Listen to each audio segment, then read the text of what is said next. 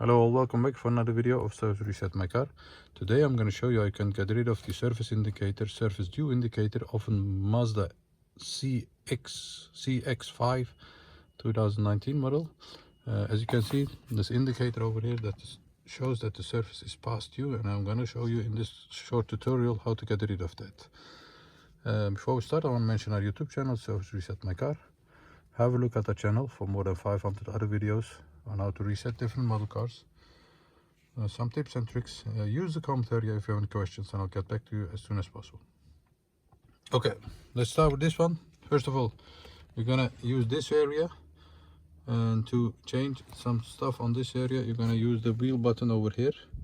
Press the home button once. Once you have done that, scroll with the wheel button to the left, go to applications, press on the wheel button. Once you have done that, go to vehicle status monitor.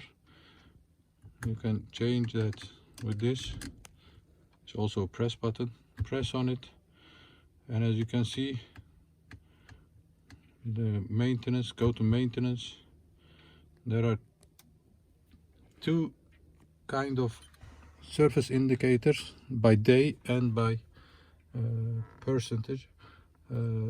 Go to scheduled, change this to reset, and once you have done that, it goes back to 12 months and 2000 kilometers. Go back, and if you prefer, you can also change this one. Go to reset.